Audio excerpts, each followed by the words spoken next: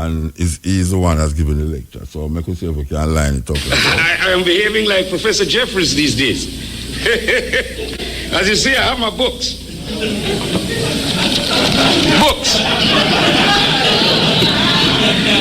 Books. And a lot of notes. So you're going to have to sit down and listen to me. And I'm back in my jacket. That tells you what that means.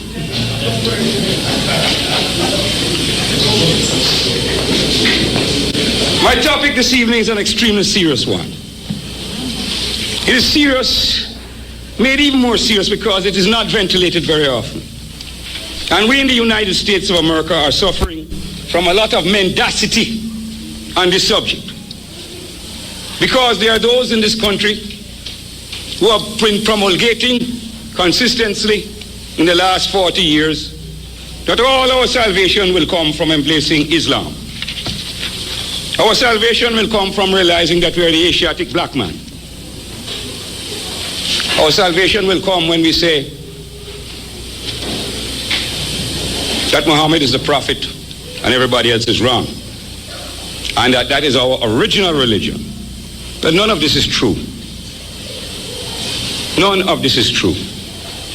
Christianity is no more our religion than Islam is our religion, than that we are Hebrew Israelites or anything else.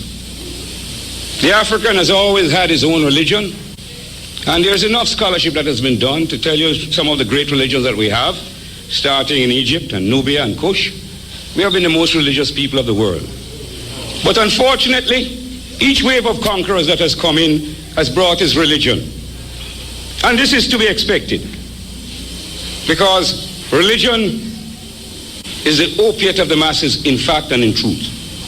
With religion, you can turn a religious people into believing that when you lash them, it is something good for them, and that you do it only because you are thinking of their interest. Strange enough, you would justify anything because your mind has been conditioned to believe that is the will of God and that you are submitting to God. My topic this evening is a double-edged topic. It's the Arab invasion of Africa and the Arab slave trade in Africa. But it's essentially about the relationships of Arabs and Africans in Africa. So I will have to start out by dealing first of all with the Africans, who we were and whence we came. Then I will talk about the Arabs, who they are and whence they came. Who are we? Asiatic black man? The work of the Leakeys, 1959, in the Olduvai Gorge on the borders of Kenya and Tanzania, where they discovered remains of Homo sapiens. And we have to be careful to distinguish between Homo sapiens and Homo sapiens sapiens, as Brother Sheikh Anta Diop will tell us, because that is our stages in the evolution of man. But Homo sapien is the first day man that is erect and has the features of man in the nature of walk and gait. In 1959, research showed that male fossil remains dated from 1,700,000 BC were found in this area, unmistakably African. Further work showed female remains dating from 2 million BC, unmistakably African. These are the earliest remains of Homo sapiens anywhere in the world. You will see conflicting statements written by Europeans or Asiatics, Asians, whatever you want to call them, who will say otherwise.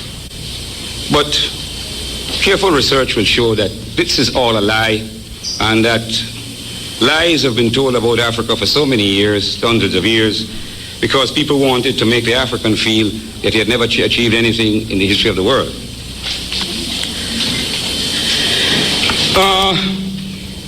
If you look on the map, it's very difficult to see it there, but remember if somebody who is near the map will point out roughly where the border of Kenya and Tanzania is. Then having pointed out where the border of Kenya and Tanzania is, there, then let us look down to Egypt and see where the Nile enters the Mediterranean through that little isthmus there, okay? Now, it is our thesis that civilization came from this area where man first started and came down the Nile.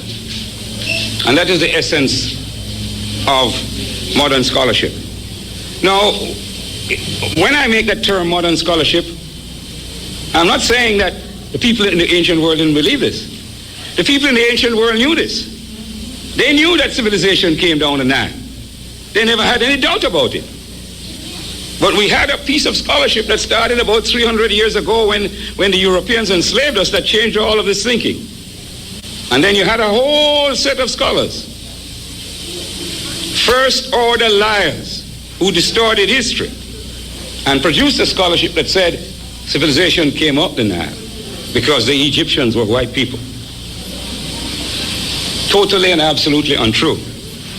So Africans emerged out of this Garden of Eden, if you want to call it that. And we came down the Nile, but we went in other directions too. So that it's not only Egyptian civilization, these other civilizations in Africa are very old. And the reason why we get so much about Egyptian civilization is because Egypt has been so near to Europe, so it has been so carefully examined. We have Zimbabwe in the other direction, and nobody knows how things happen there, because scholars have not really invested the time on researching that. We look also at the situation as we move down this Nile and realize that by about 10,000 BC, we were already beginning to lay the foundations of orderly agriculture in Africa, in what is called Kemet and Nubia, okay? And at this time, everybody else in the world was in a state of primeval darkness. We have, in the concept of Africa, a cutoff along the northern part of Africa where the historians tell us that the people above this line are undeniably white people who belong to a white race. Then a little later now, when more facts have hit them, they start saying they are Euro-Asian people. Euro-Asian people who are light-skinned, white. You know, they can't exactly say white, but light-skinned people. They are, of course, not African. Well, there's a great man who came out of Africa.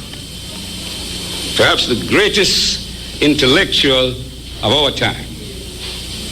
And he wasn't born anywhere in the West. He was born in Senegal. This man was an anthropologist and a historian, a mathematician and a physicist. And I love this man because I'm like this man. See, you see me researching history, but my trade is mathematics, physics, and electronics. See, Cheikh Anta Diop, perhaps the greatest intellectual of our race in the 20th century. And he was able to disprove all these theories. And his great other book, as many of you do know, is Civilization and Barbarism. You know what Cheikh Anta Diop has told us? And if we think about it, it can't be too far wrong, is that these Mediterranean peoples called Berbers and Carthaginians, they were never anywhere in Africa before 1500 BC. 1500 BC is late developmental chart of Africa. So Africans must have been in all of that Mediterranean, a solid mass of Africans. They're all going into Europe in the time around 2000 BC. As a matter of fact, we do know from history that the Phoenicians, the granddaddies of the Carthaginians, came over into North Africa in 800 BC. Now you wonder why I'm taking so much time about this, because it's a question of whose land? Whose land? Who is the righteous owner of the land? The brother from the PSC speaking about that. And that's why we in the UNINA said, by the way, I'm Marcus Garvey Jr., President General of the Universal Negro Improvement Association and African Communities League of the World. in the direct line of descent from Marcus Garvey, 7th President General, and I'm doing my father's work. And my father's work is a redemption of Africa for the Africans, those at home and those abroad. And that cannot change.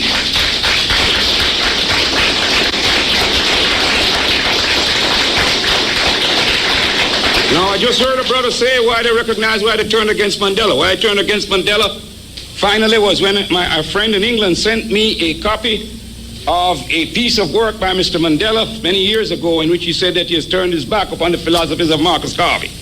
And I said if Nelson Mandela turned his back upon the philosophies of Marcus Garvey, then I, Marcus Garvey Jr., is certainly going to turn my back upon the philosophies of Nelson Mandela.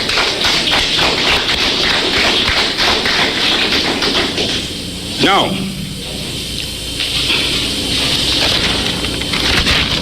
let us have a look. These are the African people who spread out from that Garden of Eden all over Africa. And we can say that there was nobody there in Africa from 2000 BC backwards. They came after. Don't care what part of Africa you look at. Now let's look at the Arabs. The Arabs are the people of Arabia. And you look across the Red Sea, if somebody just point out the Red Sea there, and point out Arabia for me. There it is. There it is in the corner. In the northeast of Africa, to the northeast, there is Arabia. That's where the Arabs come from. Here you talk with Professor Clark, you're talking about a sand people, a nomadic people.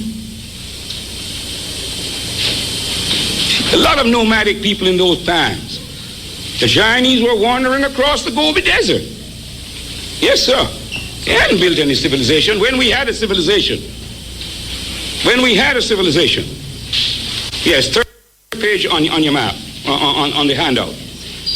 I remember the way to read it so that the legend comes in the left-hand corner. Okay? Now, these Arabian people, and here's where a little investigation helps us. These Arabian people, look across again, next door, across the Red Sea. What do you see? Now, somewhere down there, I don't have it on the map, but on all the maps of the ancient world, you would see near the bottom of the Red Sea, you would see the names Meroe and Aksum.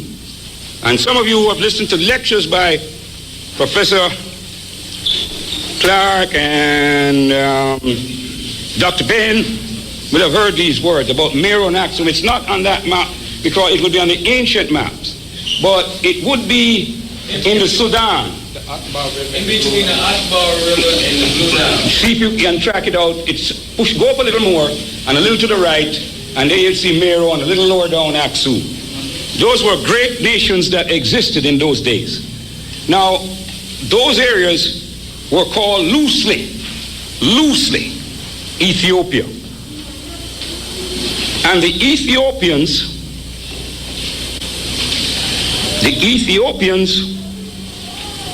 were made excursions into Arabia from early areas, and Arabs came across the Red Sea were brought back across the Red Sea by Africans. I'm going to make statements about the introduction of Arabs into Africa, but the statements I make do not take into account what was happening there. I want to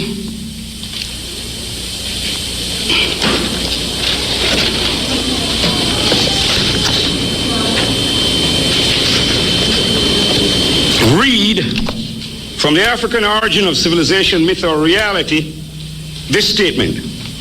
But you have to understand that there was activity across there, battles between Arabs and other Semitic people who were in that Arabian Peninsula, and our people in Meroe, Aksum, in the Ethiopian heartland there. And this was happening a couple hundred years before the main Arab body moved out, because they couldn't move in force across. Paint plus hardware for your rainbow solution of paints. We mix and sell all brands of paint, also stock hardware materials and supplies. Visit us at 3 Creek Street, Montego Bay. The time by Paint plus Hardware is... Yeah, the time is 29 minutes past 11 o'clock. Yes. We're going back to school. Marcus Garvey Jr., the Arab slave trade. Like Professor Jeffries these days. As you see, I have my books.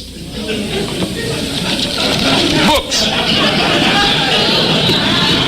Yeah, no.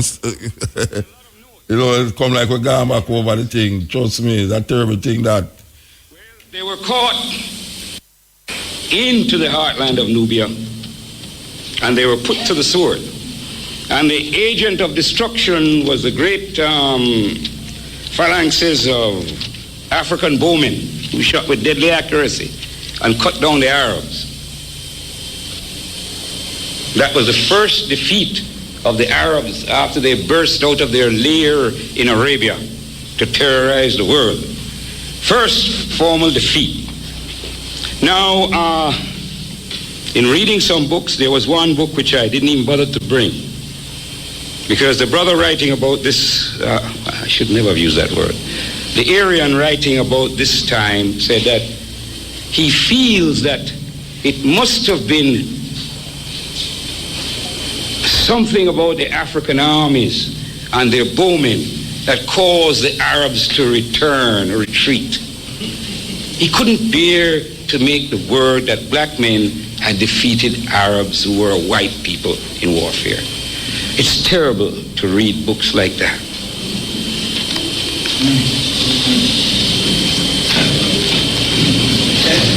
This battle is not given in battles in the history of the world. It is not given. If you read the history of the world about the great battles of the world, it's not given. Now, there were over 100,000 Africans fighting on one side, and there were at least that amount, if not more, of Arabs on the other side. But I pause here to remind you of another battle, which is not reported in history. And this is the great battle under Emperor Menelik at Adawa in 1896, when the great Italian army marched into Ethiopia, as it was then called Abyssinia, in the same way. They were drawn into the interior. But now this battle was not fought at bowmen, for the Emperor Menelik had purchased heavy artillery and machine guns from the Prussians and the Swedes, and had been trained proficiently in their use for many years, you see. Because he knew what was coming, because the Italians had been given a protectorate by the Congress of Berlin, that infamous European party where they sliced up Africa and painted the colors of each European nation on it. But to put it short, at Adawa, when they came in between the two mountain ranges, Menelik had them. And the bombardment that ensued with those heavy artillery on the higher mountain ranges, on the machine gun posts at the lower, right into the Italians, over 40,000 were dead at Adawa. That battle is not recorded in history either. I'll give you a third feat recorded in history, but which has been recovered from the annals of the British War Office and the French. Napoleon was defeated by the giants of Haiti with the loss of 100,000 men, the French. And his armies were led by his brother-in-law, Leclerc. This is not documented in history, but has been hidden in the records of the French War Office. The British, the cocky British followed. They said they will conquer Haiti and those arrogant Africans. They suffered the worst defeat the British army had suffered for some 200 years. 100,000 British dead in Haiti. So we must all lift our hats to the great men of Haiti. And remember, history does not record that either. So when we win, history does not talk about it. When we lose, good. Now, after this repulse in 643 AD, the Arabs, like all white people, licked their wounds for a while, but they are coming back at you. And they came back in 1651 in tremendous numbers. See, in tremendous numbers.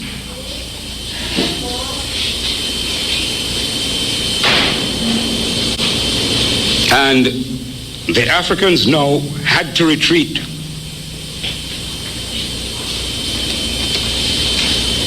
And their capital city was attacked and eventually taken. But they did not give up the fight. They came back in more numbers and numbers. And they fought the Arabs to a standstill. And when the Arabs decided they had to retreat, they sued for a peace. And unfortunately, brothers and sisters, we let them have a peace and an arrangement.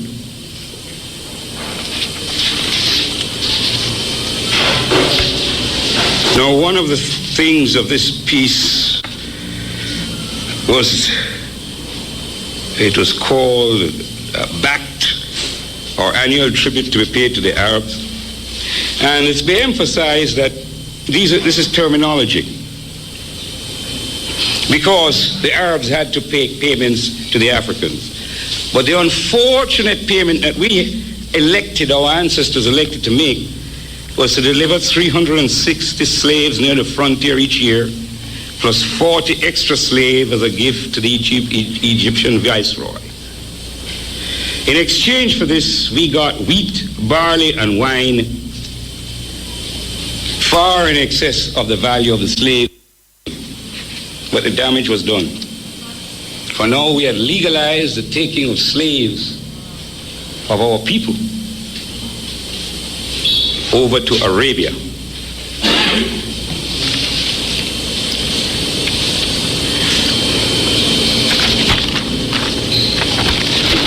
So the invasion of Africa continued. If you look on your map, you'll see a place called Kairouan that the Arabs reached in 670 AD. This was in southern Tunisia. The Arabs were also moving in the opposite direction, as I told you. But let us concentrate on them sweeping across Africa, the north of Africa. They reached Carthage in 695 AD. And soon after, I think by about 705, they were looking right on the Atlantic. And this was an achievement for these desert rats who had come out of their sand holes only a few years before, but now they were conquering. And they didn't stop in Africa. For they entered Spain in 711 AD. And when you talk about Africa, Arabs conquering us in North Africa, they were conquering a lot of other people too. And I want this fact to be emphasized.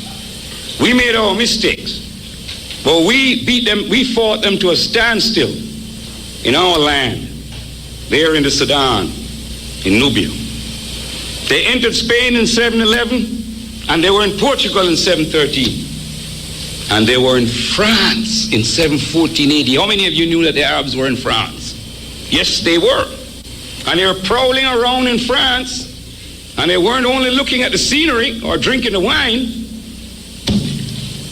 and they were there in Europe until Charles Martel the Hammer defeated them at Poitiers in 732 AD and pushed them back across the Pyrenees into Spain. And you know how long they stayed in Spain.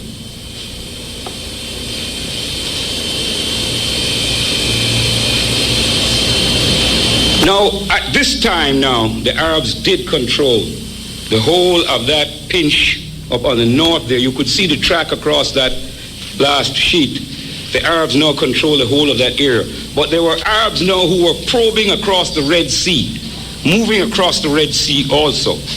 And these invasions became more important subsequently.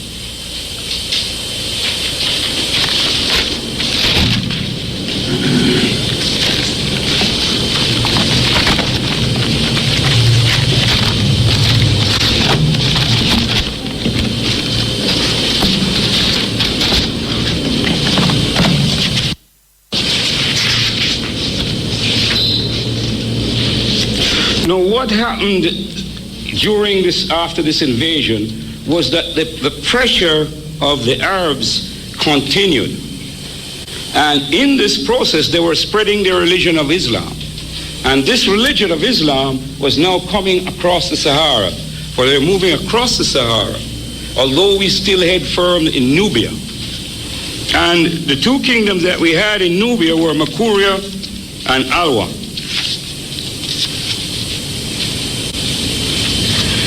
And after what we have to realize is that although they were coming across the Sudan, they were held over there, the Sahara.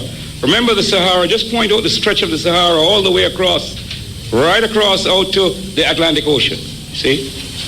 Right across there. So all that stretch they were coming across. Now, in coming across, they were meeting other African nations there. And those nations were becoming Islamized, see? But there was invasion coming across the Sahara. Now, they looked at the Sudan, and for over 500 years, they could not penetrate there. The penetration happened in the 13th century. And here we have the dynastic problems that we have had in Africa. As a matter of fact, this is one of the first examples in the more modern history where a nephew of the king went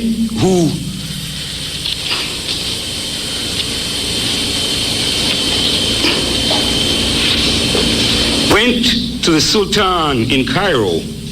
If you notice, you'll see Fostat. That was the old Arab name. Fostat became Cairo. And that's why Fostat is on that old map.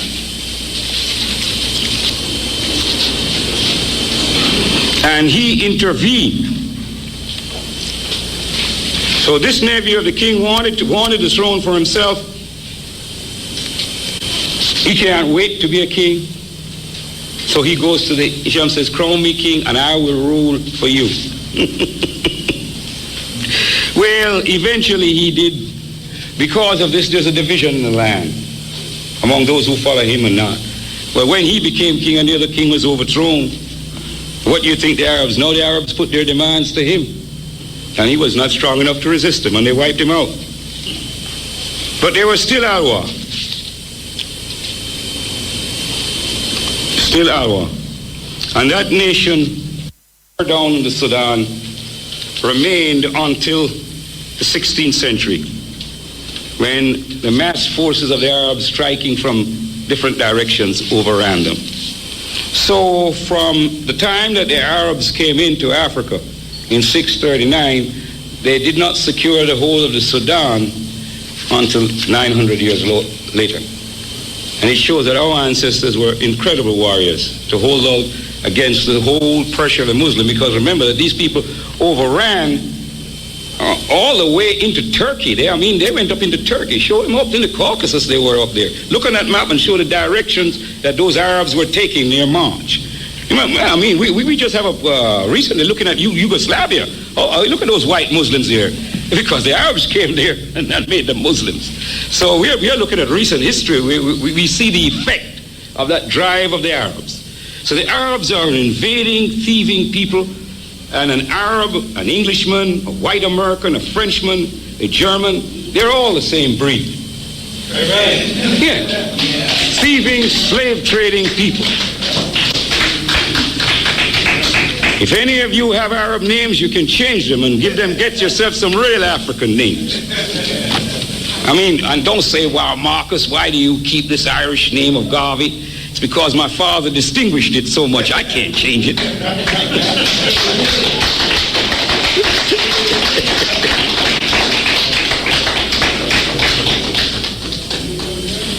Now, brothers and sisters, those are the classical invasion routes, and you see them coming, like termites across the Red Sea, year after year, year after year.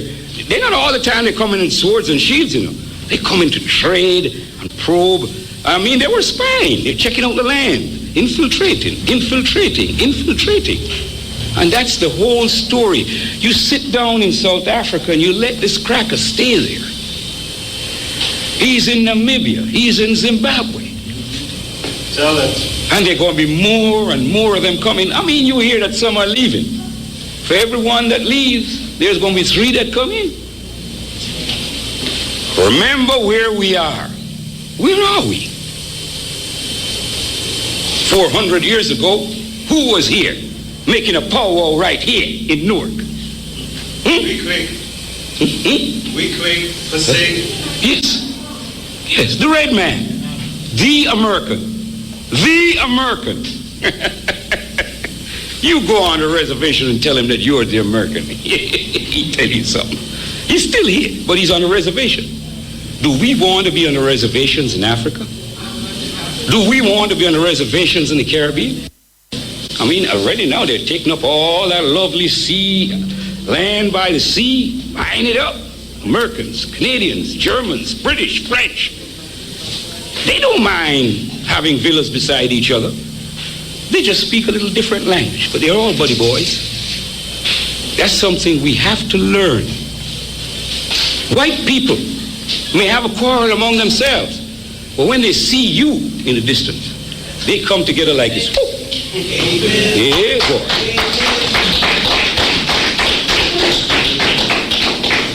That's why a Russian can come all the way from Russia here, and an apartment is found for him in Brooklyn.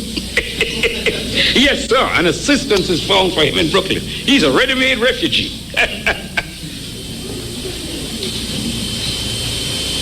But if you're a black man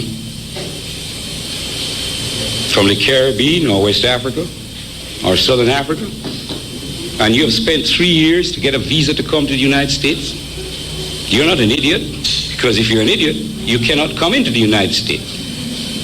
You try to get anything like what that Russian is going to get.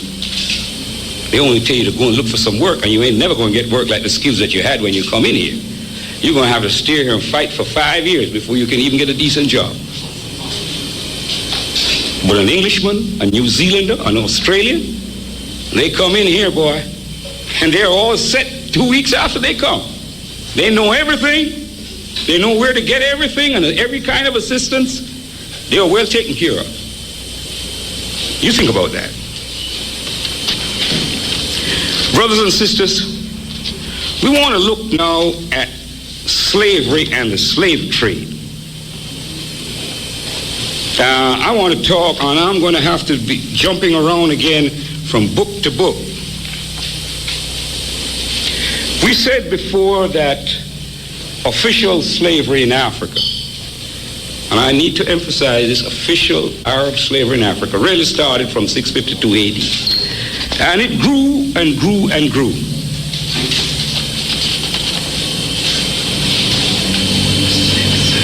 And I want to make this statement so for your own records. It should be noted that slaves had been sent to Arabia from Kush, Meroe, and Aksum, modern Ethiopia and Somalia, across the Red Sea intermittently and sporadically for some 250 years before 652 AD. However, the formal institutionalized regular trading in African humanity conducted by the Arabs of North Africa and the Middle East began at this time. Okay? Now let's look at the Eastern trading patterns. The slave trade had 3 routes. First, across the Sahara to North Africa. And North African countries of Morocco, Algeria, Libya is the big one, and Egypt. So if you look at the top part, you're going right across there. They crossed the Sahara. And immediately I want to tell you that crossing the Sahara in those days was no mean feat.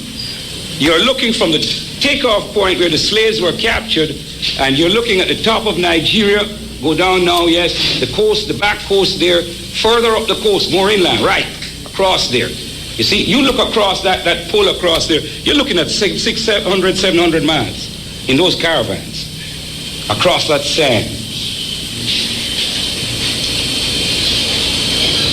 Shackled. I know you see the dense pack for the Middle Passage, but the conditions in those Arab caravans, they were no fun. And to move across that desert of 600 miles, you're looking at a journey of 1.5 months. Yes, sir, 45 days in that heat. And all you have to have is a miscalculation in your water supply and you die of thirst. Now, in this book, one of these books here, I was making a study, and there was a caravan And this was not in the early days of slavery. This was something in the 17th century, where a caravan arrived in the north and 1,000 African slaves had perished from thirst in crossing over the Sahara. Yes, my brothers and sisters, as much as you hear about the Middle Passage, going across the Sahara was a terrible thing. Bound with the little children crying by their mothers. The neck collar, the leg brace, across that sand, that burning heat. The trading process consisted of the capture by force of the Africans in the interior. I want to emphasize that the overwhelming majority of slaves were obtained by warfare or kidnapping. Now, there were African tribes who were selling Africans, but the only way they got Africans were to attack and seize them. Ain't nobody walking into slavery of his own free will, man, woman, or child. So it's warfare and kidnapping. Don't tell anybody tell you that getting slaves was a benign adventure and that people were better off in slavery than they were otherwise. I mean, I think you all have read these little fairy stories in the white man's books. Now, the march of the captives to the coast or Saharan border town. And some of these border towns are famous to this day. Walata, Djen, and I think you may not be able to catch it on that map, Timbuktu and Kano in northern Nigeria. Yeah, you listen to Marcus Garvey Jr. talking about slavery and the Arab slave trade. This is the Continuation RFM. The time is 12 o'clock. Brothers and sisters, this is Chalice. Join us with respect for our national anthem. Let us stand and defend this one. Peace and love. Thank you. Eternal Father, bless our land. Guide us with thy mighty hand. Keep us free from evil powers. Do our life through countless hours. To our leaders, great defenders, great true wisdom from above.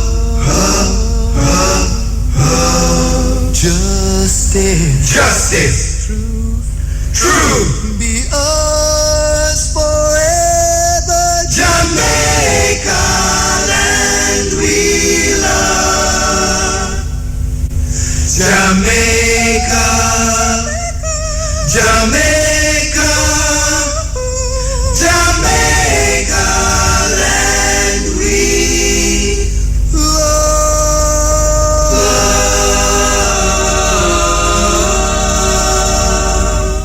Mr. Tire, located in Montego Bay. Telephone 952-4222 and Mandeville. Mr. Tire, take 4 for the road. The time by Mr. Tire is... Yeah, the time is 1 minute past 12 o'clock. You are tuned to the Cutting Edge Wednesday, and we're talking, and that's where we're not talking. We're playing a lecture by Marcus Garvey Jr. and the Arab slave trade. We continue.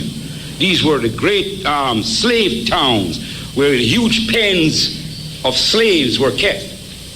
You see, a caravan didn't cross the Sahara every day. If you're looking at the Atlantic now, a ship didn't take off from Goree Island every day. So you're penned there in these forts or stockades in these great towns across the Sahara in the case of the Arab slave trade. And what do you think of the conditions there? Nice? You keep them in the slave pens until the caravans arrive. Then they travel across the Sahara or across the Red Sea, and the other pathway was the Indian Ocean. You see, because those were the 3 pathways. The Red Sea into Arabia, and across the Indian Ocean to India.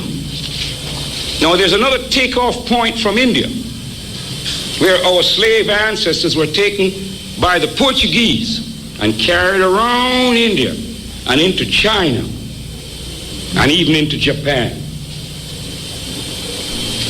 And this is one of the things that surprised me when I heard from people who had been there and who had studied this, that they are Africans in China to this day who are the descendants of African slaves. So we are truly a universal people.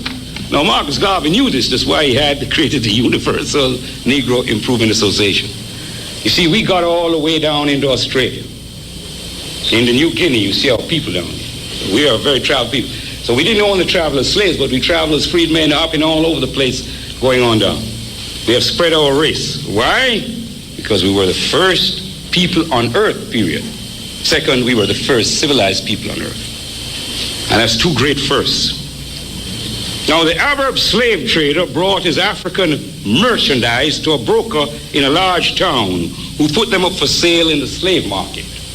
Now, among the many brokers that were there in the Arab world, there were some brokers who don't like to be remembered now in the United States of America.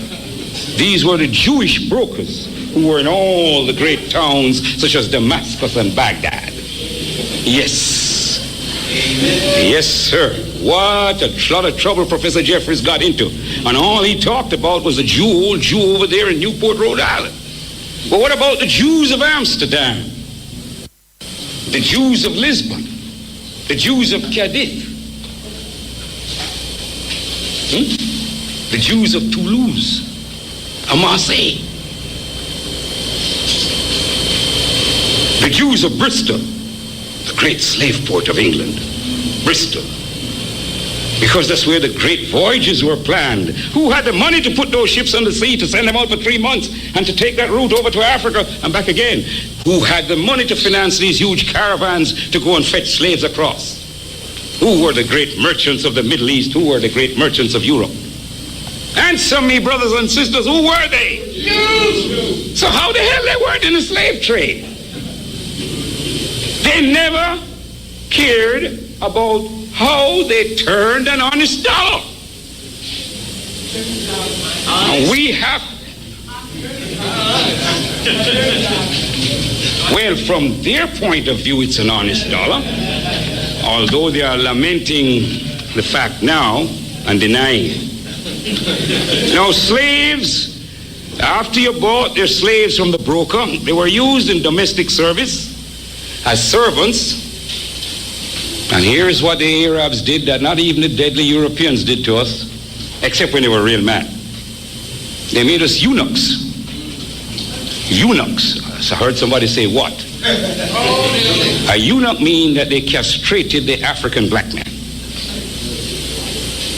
And these were there to guard the harems of the wealthy and the powerful.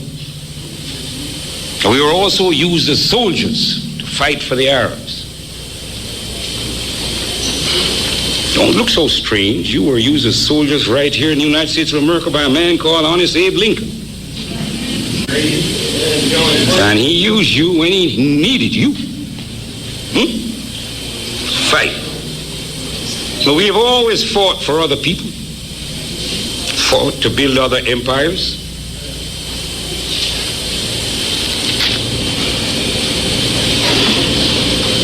Now, more limited use was made of African slaves in agriculture, mining, and industry than was used in the Western slave trade. And this is how the Eastern slave trade differed. The principal areas that supplied slaves for the Eastern trade, and these varied in importance over the approximately 1,250 years of the trade. Because I am saying here 1,250 years, and I want you to understand that effectively from about 1900, the African trade, the Arab slave trade went down, with decline because of the anti-slave conventions of the time. But Arabs never stopped trading in African slaves. As a matter of fact, the last legalized legalized abolition of slavery, and I remember I'm saying legalized because I'm using the word advisedly, was in Mauritania, and this was in 1980, as late as 1980. So up to 1980, it was legal by the laws of Mauritania for Arabs to have Africans as slaves. Now, I am credibly informed in my visit to Africa, I was there last year in Egypt, that slavery is still being carried on, where young blacks who go on the Hajj never return from the Hajj. They are enslaved in Saudi Arabia and transported to other parts of the Arab world still as slaves. So the Arab will not give up his fiendish ways, his love of Africans' flesh for his own purposes. Now, the regions from where the slaves came from were the coastlands of, remember now I'm talking about the Arab slave trade, were the coastlands of Kenya and Tanzania. Kenya and Tanzania, look where they were there. The coast of Somalia, higher up, yes, where the U.S. forces are now. Abyssinia, which is modern Ethiopia. Nubia, and the area between the Niger and the Atlantic coast. That's over on the other side. You see, the area between the Niger and the Atlantic coast, and a wide, huge area around Lake Chad, which is a little higher up to the right. Lake Chad, yes.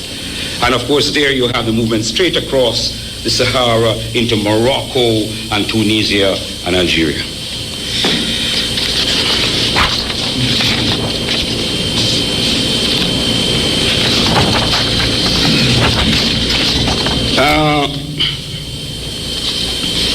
Some people will say that Arab slavery was kinder than European slavery. That's a joke. No, slave master, you have to understand something.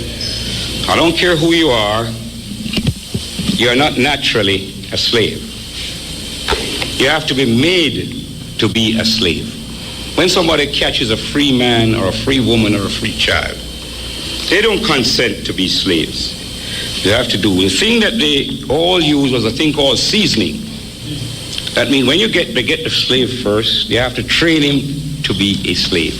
And what was the tool of training? Whip. And everybody used the whip on the African, whether every kind of European, German, Frenchman, Italian, Spaniard, every Portuguese, everybody used the whip. And believe me, the Arabs used the whip too.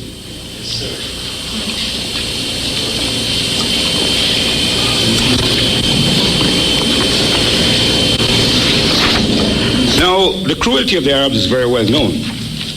You see, they used to castrate you. Well, you know. Now they castrate you just without you doing anything. Now imagine when you did something to really make them mad. See?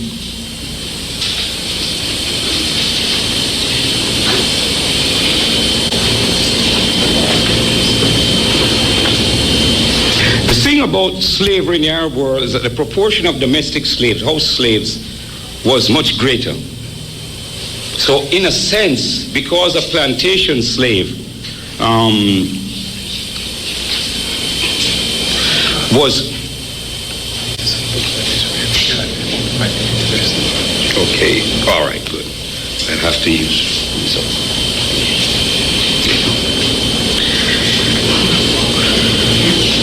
Domestic slavery, you don't have to use, once a slave has been broken, you don't have to use the whip, like in plantation slavery. You see, in plantation slavery, you're trying to make a man and a woman work 12 to 14 hours a day, 6 and perhaps 7 days a week. Now, you need special stimuli to make people work like that. It ain't normal. See? And that's why plantation slavery was more brutal. And there was a reason why there were more domestic slaves in the Arab world. They were not used after thing. And one of the great reasons is what happened in the century. I want to get the century right here.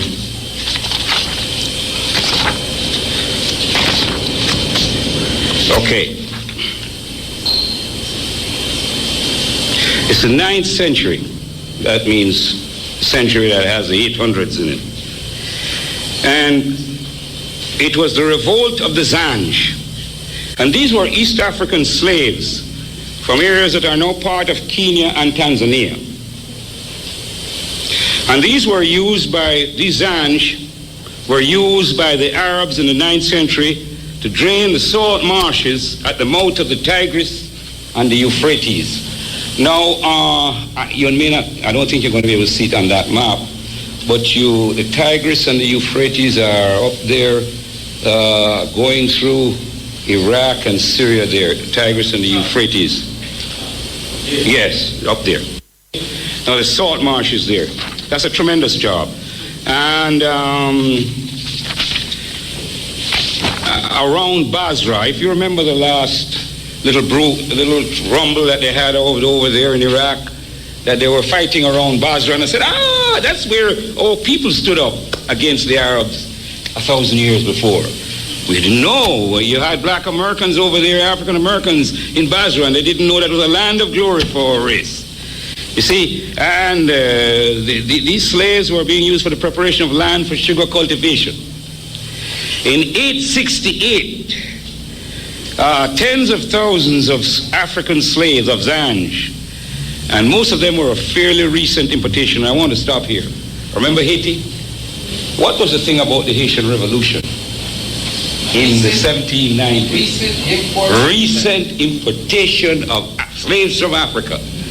So they still had freedom, smelling freedom strong in their noses. See what I mean? Hey, when you get the Africans telling freedom strong in their nose, boy, you better watch out. And these Zanj rebelled against the conditions of their enslavement. And the rebellion was very successful initially. Now, remember what I said, they were using us as soldiers. African troops of the Caliph's Guard sent to fight them defected and joined forces with their African brothers. And the Zanj extended the area and scope of their operations, building a capital city at Al-Muqtara and another fortified town at Al-Mania.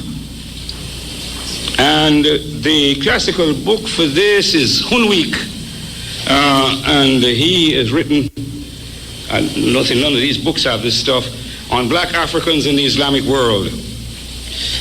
Now, by 1870, they had captured the flourishing seaport of Ubula, and in 1871, they sacked Basra. This enormous slaughter of the Arabs. Now, Basra is on the border of Iraq, pretty close to Kuwait. By 1878, the major city of Wazit had been captured, and the Zanj forces were raiding within 17 miles of Baghdad, the heart of the great Arab empire.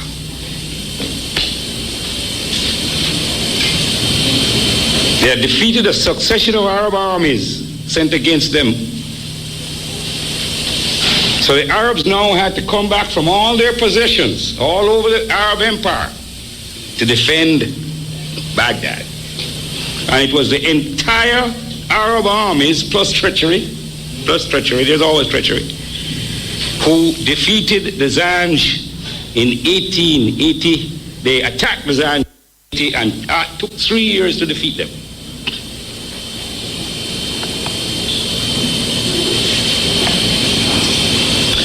After those tremendous battles, which almost caused the overthrow of the whole Arab empire, the Arabs never used Africans in plantation slavery again.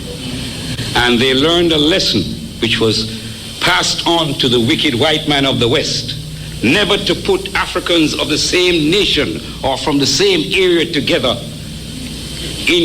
on your plantations, for you are certain that they are going to revolt. And that is what happened to us, and why we had such difficulty in the United States and also in the Caribbean and South America, because they divided us up. In fact, the Portuguese made this mistake most of all, and that's why there were so many very powerful slave revolts in Brazil until they studied their history and corrected it.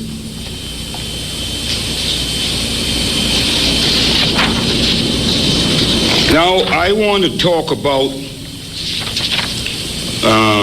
how many.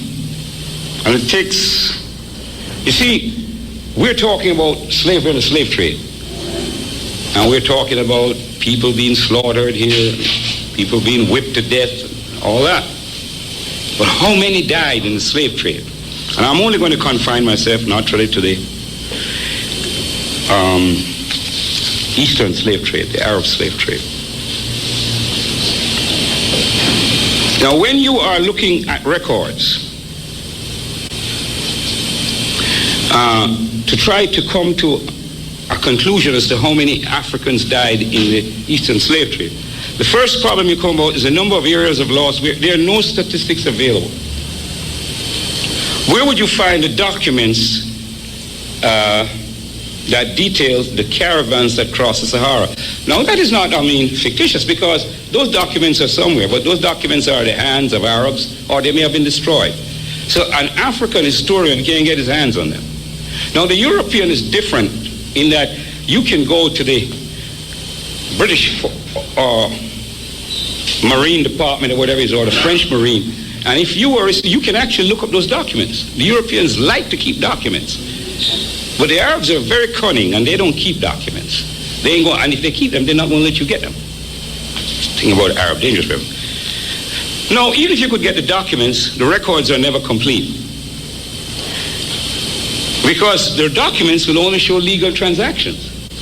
Now let us look back across the Atlantic here. Now, you know slaves were coming in all along the time. I believe that every slave ship that came in legally and stopped in the port and went to the harbor master, and he signed up, and they checked them on the slaves in there. Oh, no. A lot of those slave ships dumped their cargoes along the coast. Just like you have all that good old coke coming in here now. How does it get in? Right? Prohibition. Where did all the liquor come from? You're trying to stop it, but it was coming in. So there were always large number of slaves ventures that were not legal. They were off the record. Because think of it, if you're going to go to a broker in Damascus, you have to come in legally. What about the if you have a set of slaves that you keep outside of Damascus and you come inside and say, I got some slaves. Because whenever you come into the town, you go to the broker, he has to pay a tax. Yes, you have to pay a tax. Cutting edge. Okay. Every market that you are in is taxed. Now you want to obviate the tax on slaves, you know how to do it. Now, another thing is that the historians who present the tactics have been usually white, Europeans or Arabs, and have a vested interest in minimizing the Holocaust of African people. The data is contained in records of many different Arab countries, written in a variety of languages and entered over long periods of time. Even the Arab languages change over those long periods of time. You're talking about 1,300 years. How are you going to get at those records? Well, what we do know is that African lives were lost in the following ways. Forcible capture in the home, the village or town. Men, women, and children were seized. Look at the picture, the first picture on your map. Men, women, and children. And when a mother got killed, those slave traders weren't going to take those little babies that were left and carry them across the Sahara. They just left them to die.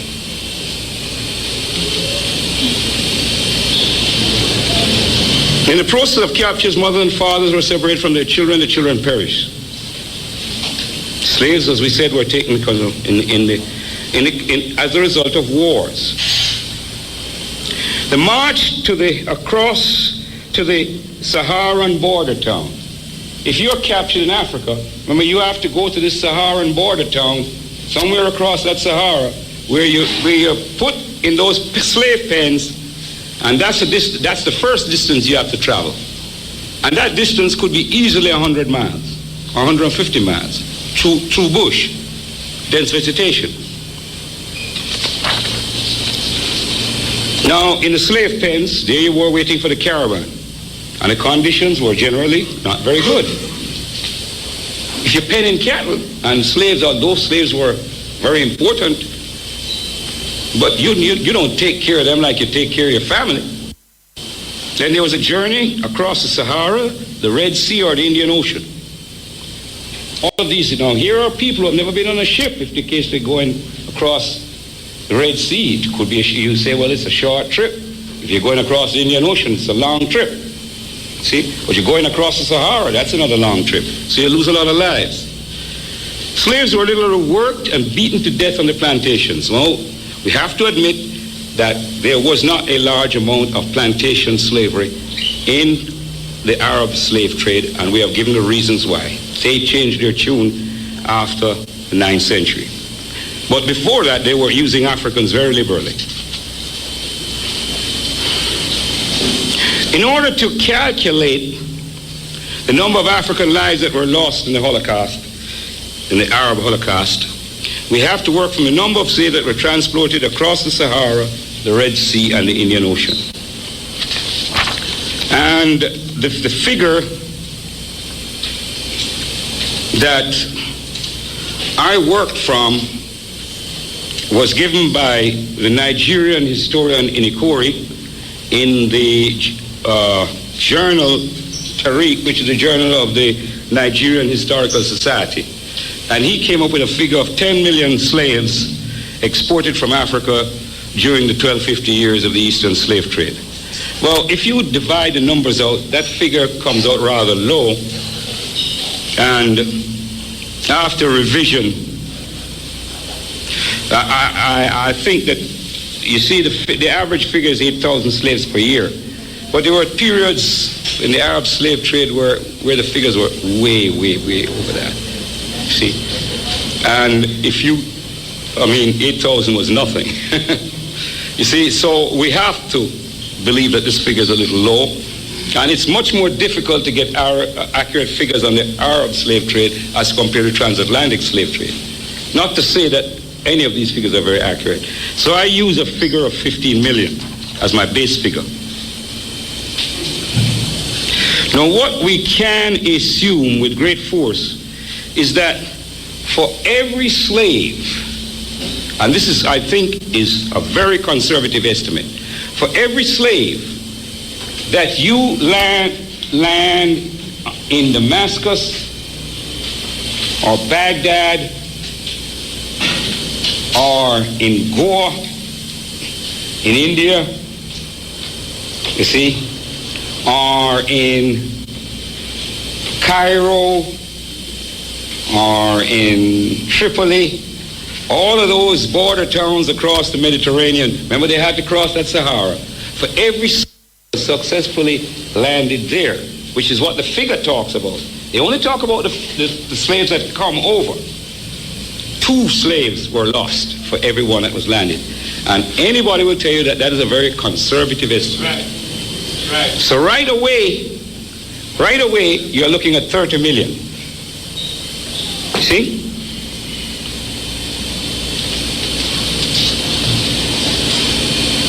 Now, if you look for that 1,250 years, and you think of the number of generations that you had, and how many slaves died in captivity, because slaves died in captivity by suicide,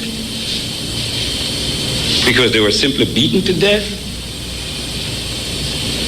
The kind of work that they did was hazardous, because slaves were used in mining in the Arab world. Although they took them off the plantations, they used them in mining because they had better physical control over them in the mines. That was hazardous work. See?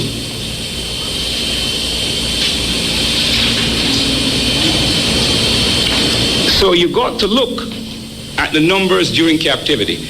Now, how I did it was to look at the European figures for America and South America. And what you find is that if you take the number of people coming over, you see, that were brought over in slavery, you had well over 20 million that were landed in the West. Well over 20 million. Yet at the end of slavery, if you added up all of the Africans in the Western Hemisphere, you didn't get 20 million. And I can tell you that the most slaves were in the United States of America and, of course, in Brazil. Brazil had 6 million, America had 4 million. And if you add up all the rest of the other people, see, all right, they did not come to 10 million. So how is it that you brought over 20 million and all of that time, and these people were breeding? Because remember, these people were breeding slaves. breeding slaves was big business. The answer is that you were beating them, working them to death. Then you get the statistic that the average life of a young African stud slave on the plantations was 8 years.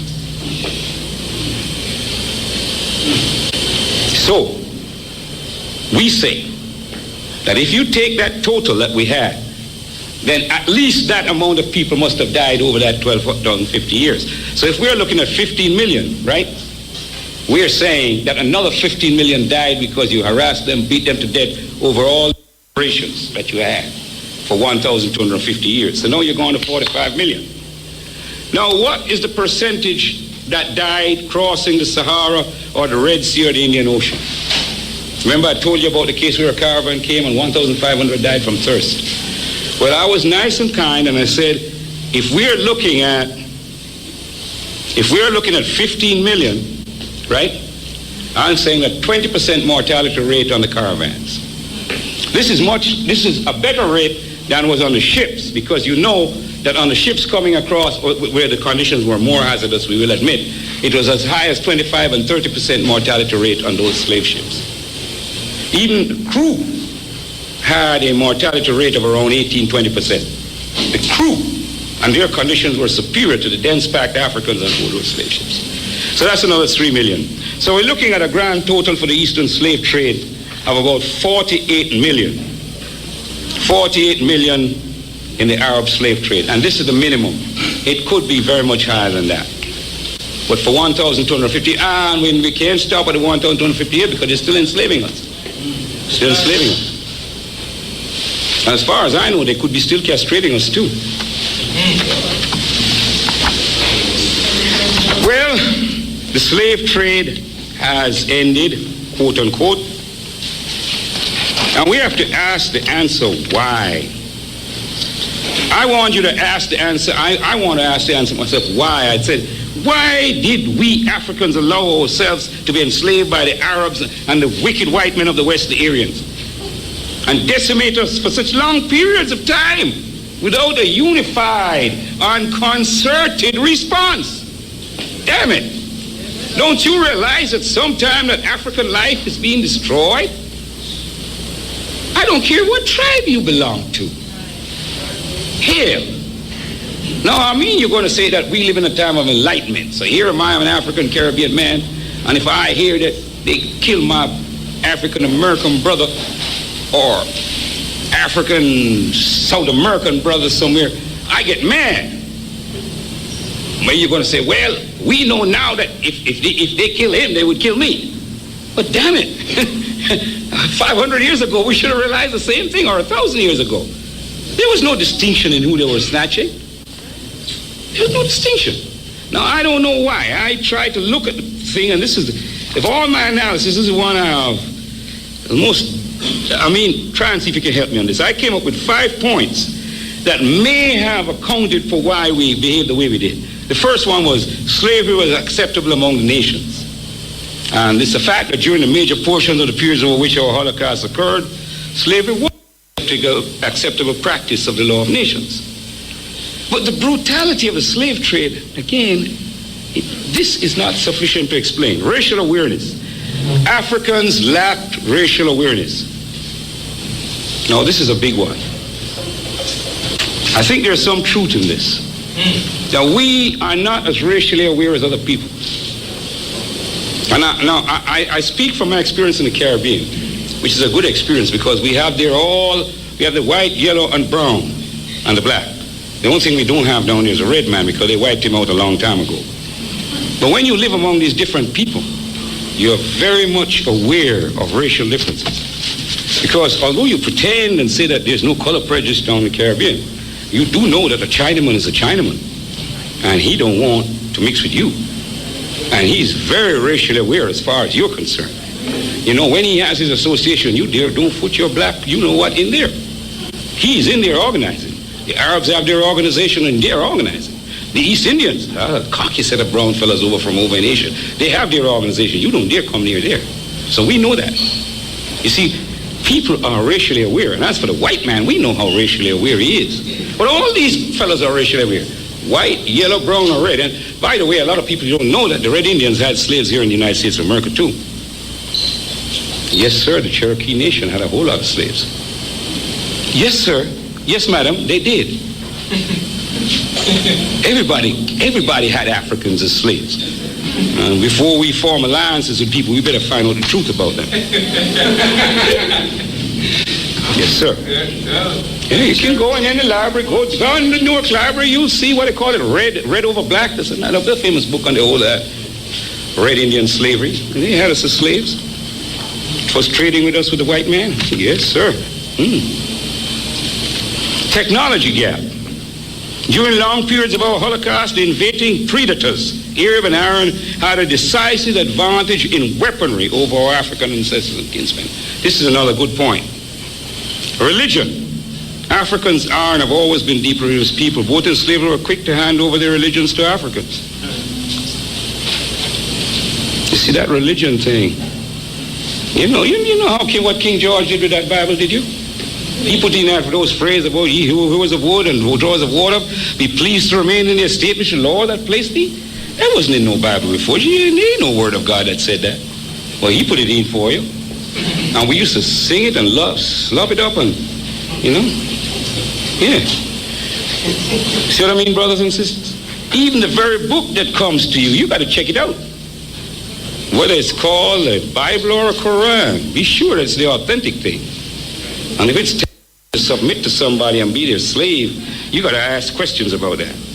Now, the final one that I said, and I think there's a lot of truth in, is tribalism. In much of Africa, economic, social, and political organizations based on the tribal unit. Now, there is an explanation. Chancellor Williams talks about this tribal unit, and we were survived because the tribal unit was necessary after the Holocaust that happened to us in Northern Africa, and we were dispersed. And this tribal unit, this group, which maintained itself and made the great migrations, allowed us to survive. And we did survive, and we did come out of the tribal unit to create the great nations of Ghana and Mali and Songhai, the great nations of Zimbabwe and all that. But tribalism persisted in Africa. And it was the way that the European and Arab was able to get in to set tribe against tribe.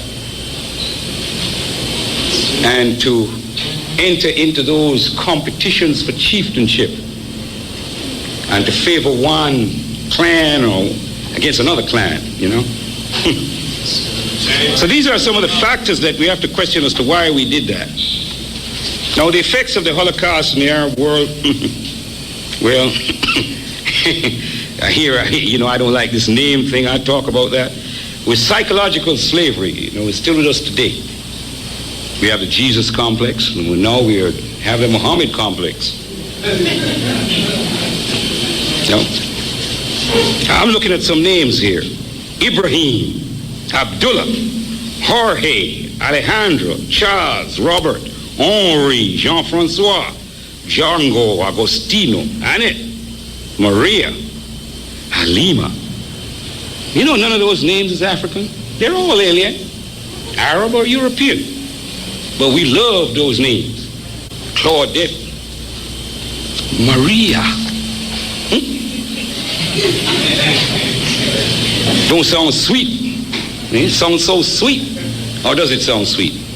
Well, you like to call your daughter Makeda instead of Maria? Or Nzinga instead of Annette? You got to think about it.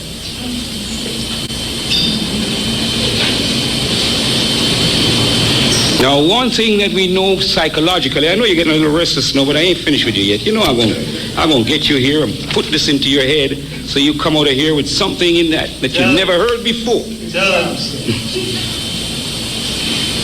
The African tradition and value system. The African tradition and value system. That's one of the things we have lost because of enslavement and this great diaspora. These high moral standards have been debased in many areas of the diaspora, and even the mother of Africa, by association with Aryans and Arabs, two races which are notoriously prone to homosexuality and lesbianism. Oh, you didn't know I was coming with that? I'm never going to let you go without that. The practice of lesbianism derives its name from the Greek Mediterranean island of Lesbos. The subtle, steady infusion of homosexual values and ideals from the surrounding alien culture into African communities of the diaspora is a menace that must be recognized, attacked, and eradicated. Now, the rape and spoliation of African womanhood by the white man, Arab and European, during the periods of our enslavement, have created a wide assortment of color and phenotype in the diaspora. Now, you know, I like to talk about the Caribbean, you know, because we come over here and we say we're such bad dudes and everything is all right down below there, but it ain't all right at all. Because if it's so all right, why is it that we don't have power throughout the Caribbean? Why can't we invite our African brothers and sisters to come down and enjoy the Caribbean with us? Why do our posters tell us about white people coming down to enjoy the sands and beaches? And we got 35 million beautiful black people up here who should be down there with us, taking over every square inch of the place, right? Right. Ain't happening though. Look at the things that we have. We worried about color. And look at this classification. There's a famous Jamaican classification. You have passing for white, high brown, low brown, teasing brown, plain black, and pot black. Ooh. But that's nothing compared to the divisions that you had in Haiti. Boy, they had so many different ones. They divided down to an ethnological unit of 1/64th part of Aryan blood. That means they had 64 different classifications. Man, we were crazy. Now, I mean, now all you don't laugh now, you know. I remember a little old friend of mine now, he made a movie called School Days. You forget that? You got some problems like that right over here. They ain't gone away yet. You got some people that think that they're qualified for leadership just because of the color of their skin and something else. Right here in America. So we all got some bad faults. That's why we're not ruling the world now. No, we got to get rid of all those faults, clean up our minds.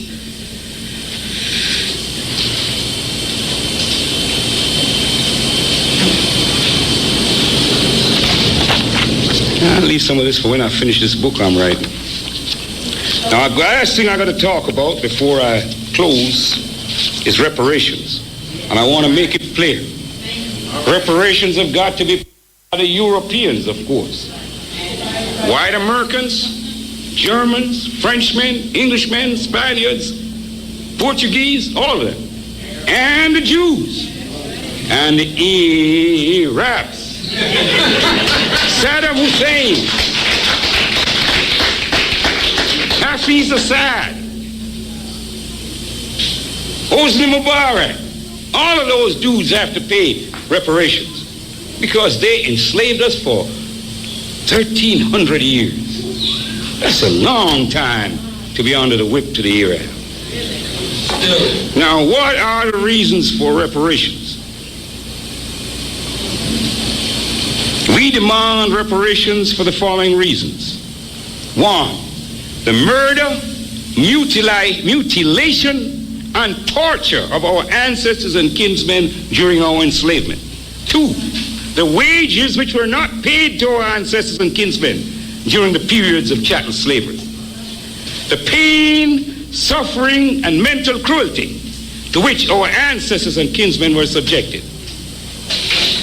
The possessions and property which were lost to us when we were forcibly removed from our homeland of Africa. The loss of our freedom during slavery. That's 5 reasons for reparations, and I'm certain we could find more.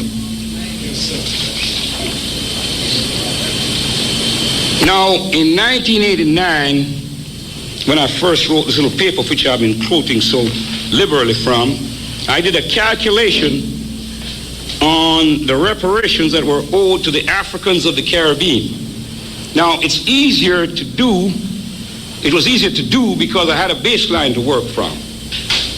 What I used was the amount of money that was given to the white planters of the Caribbean in 1834 to compensate them for the slaves.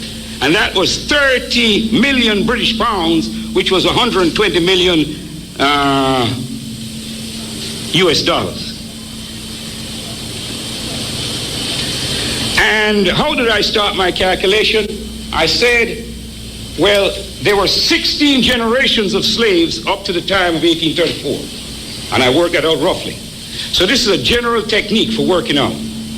And I'm saying, therefore, that if I have 120 million for the worth of this generation, and there were 16 generations of slaves during slavery, then when you work that figure out, you have $1,920,000,000. Now, because we are modern Africans and we know that interest is always involved in calculations, we calculate at the very conservative rate of interest of 5%. And we apply the well-known compound interest formula. You can't see it from here because I hold it up. A is equal to P into bracket 1 plus R over 100 to the power T, where A is the amount, P is the principal or initial amount, R is the rate, and T is the time. Now, when you apply that formula for the period, you get your P is the 1,920,000,000, your R is 5%, and your time was from 1834 to 1989. It's 155 years. Now, when you work out that amount, you come to this awesome figure. Let me just count the amount of zeros, and then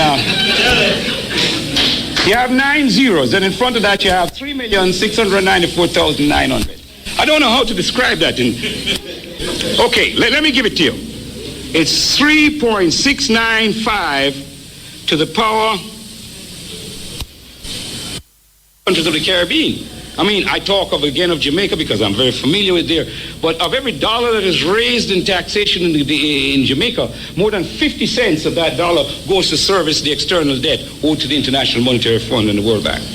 The latest figures that I had for Africa show that the total debt of the 30-something countries in sub-Saharan Africa is in excess, and this figure was from about 1986, was in excess of $310 billion. It's much greater now. So you see that the load that we are carrying can be relieved by reparations. Now, people talk about the passage of time. I don't agree.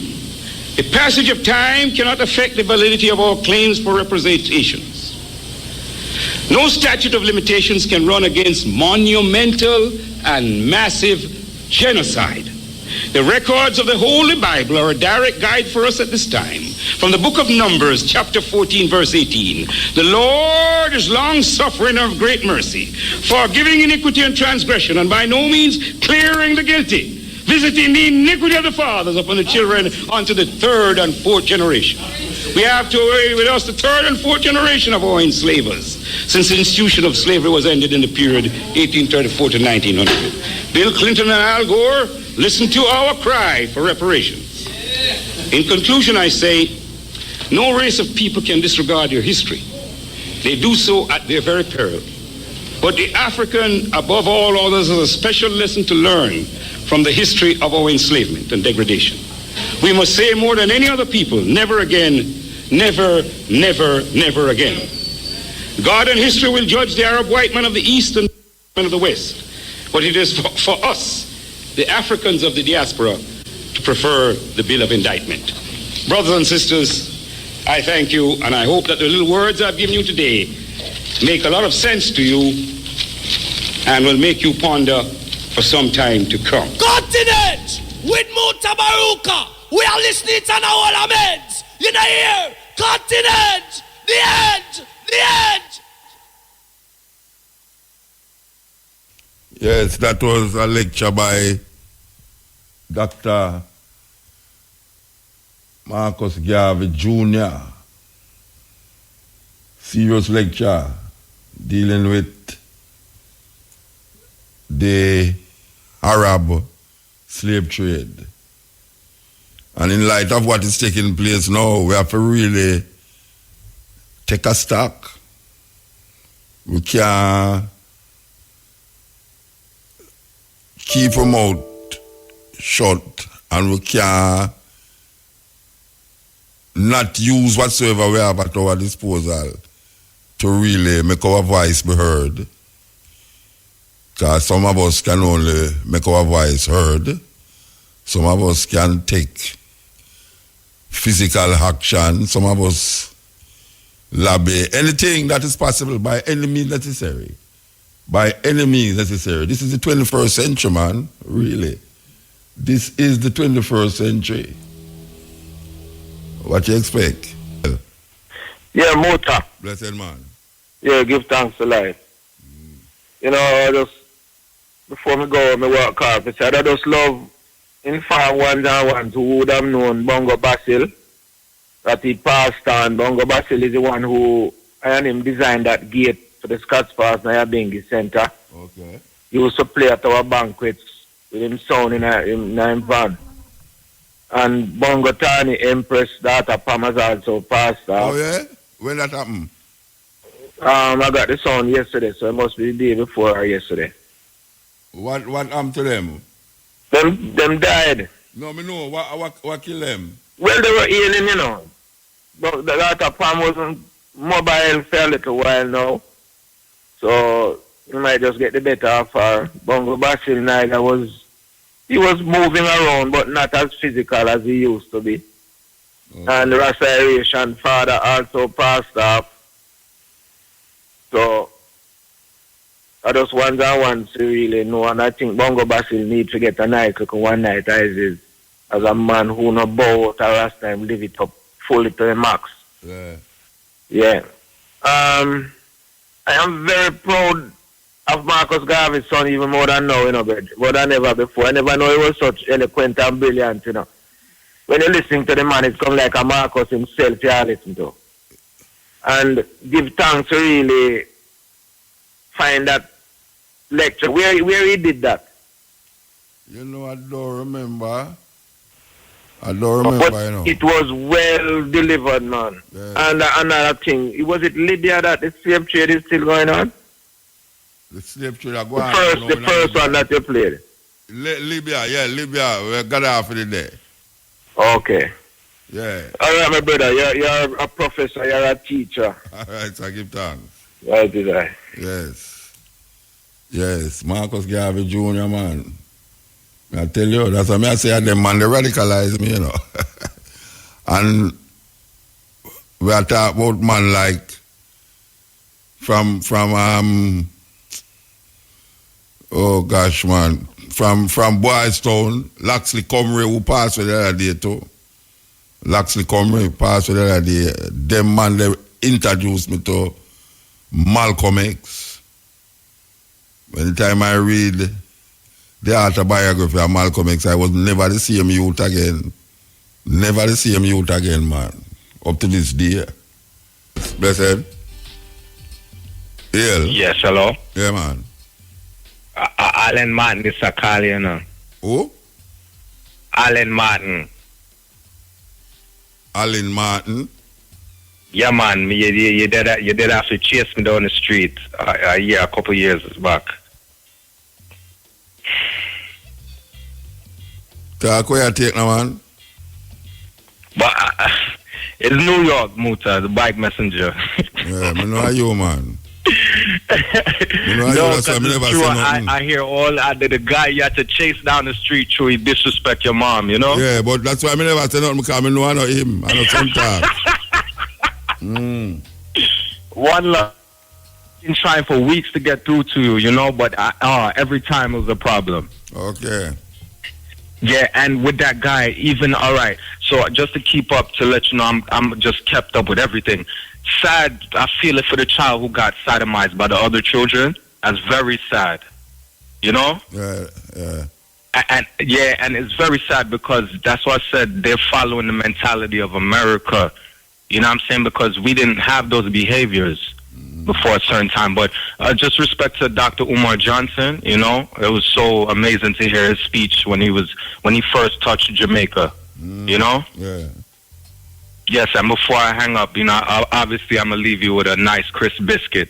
And, all right, just to show you, because I'm 30 years old, right? And I'm deep with the psychology of certain things. And I'm going to let you know right now.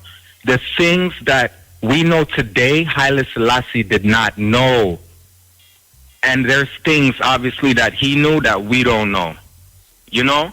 But the reason why I said, I want to hear your opinion on this, I feel like, because there's a guy said, they try to catch you or whatever and say, oh, because Haile Selassie was a Christian, and I love how you answer. You said, just because my mother's a Christian, I could still love my mother, but I don't have to follow those things. Yeah. You understand? Yeah.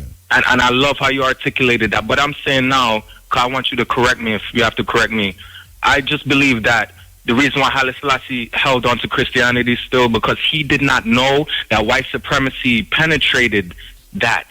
He did not know that white supremacy penetrated his belief system. Because, all right, if I'm saying if the first churches ever was penetrated, I feel like the white supremacy, they're very smart. They penetrated the most precious soil, and they made people build the churches of Lalibela. Yeah.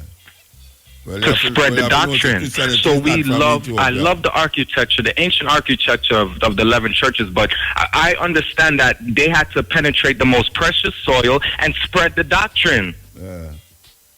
And me as a 30-year-old saying that, and it's an honor just to say that to you, because I hear some bigger man would talk like them now, no sense when them I talk to you. And you know what's sad? You're trying to tell them that once you talk the Christian way, you can't reason with me, because Muta in love is trying to correct you out of love and tell you, nah, let go that. But the same Christian, which is African, when they hear you talking out of love, they think it's hate, and they don't understand that you're trying to clean them.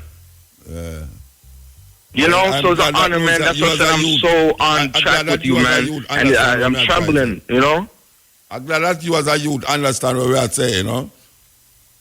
Oh, it's an honor, man. It's an honor. And you know what's so funny? One of the times I was waiting, one of the times I couldn't get you, and you talked to the operator. You said, and they call us operator. And me, I said, yes, Muta. And you said, all right, I got to a tune, cause no caller there.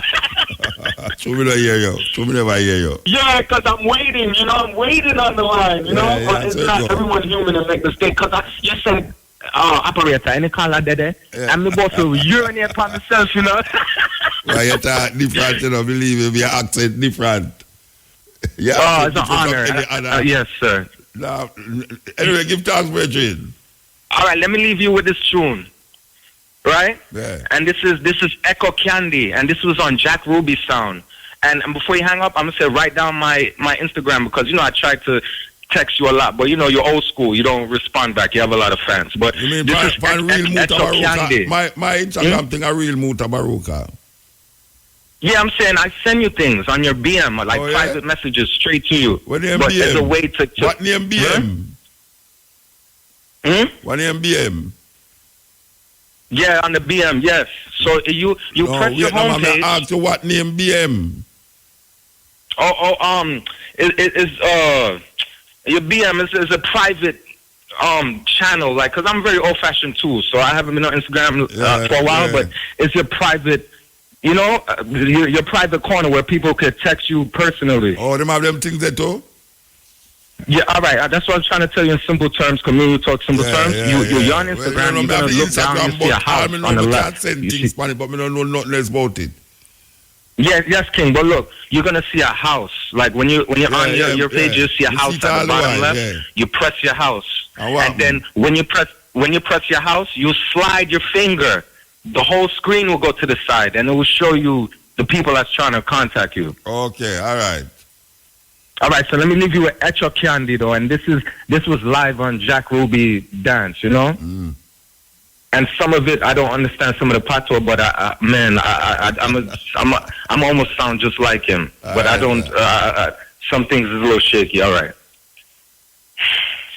There is people is flying ganja playing, hitching a ride on a Kingston trail. There is feasting his fool, Lord, I'm such a fool. There is eating my boy, and there's a spot to this boy.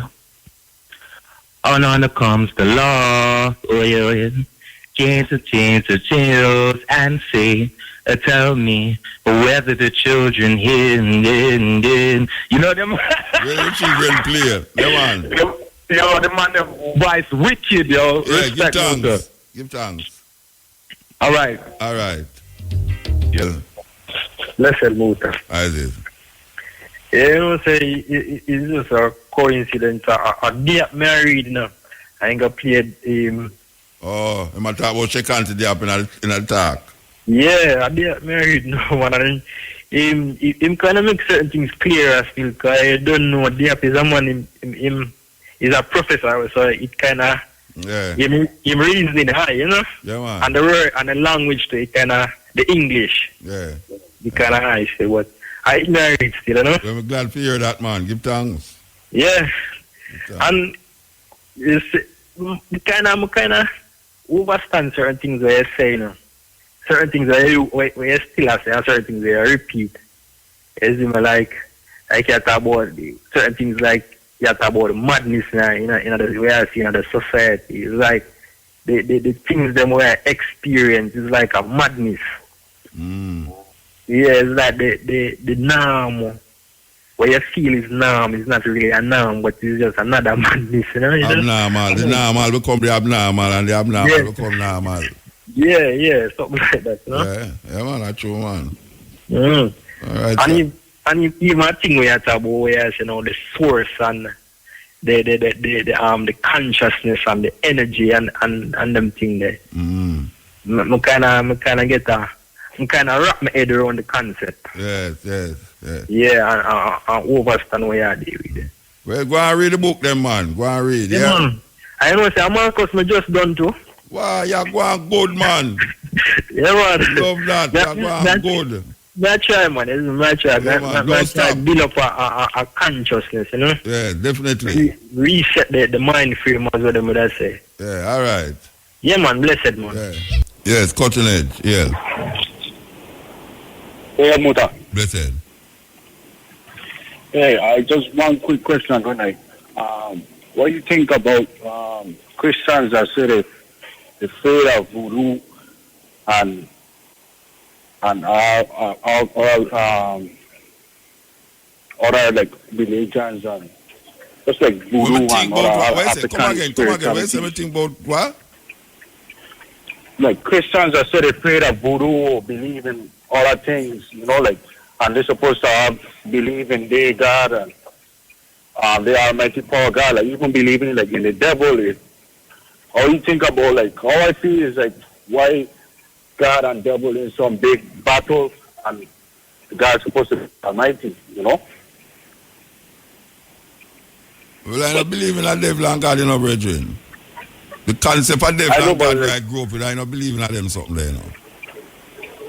Yeah, but that's why I asked you, what do you think Christians believe?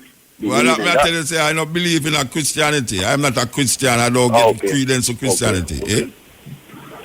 Right. Okay. Them demonize anything African. So I have to look upon it and say, it's just a weird. Anything when you say about Africa, you know, people look down upon it. You know, black, ugly, you know, you look ugly because you're too black.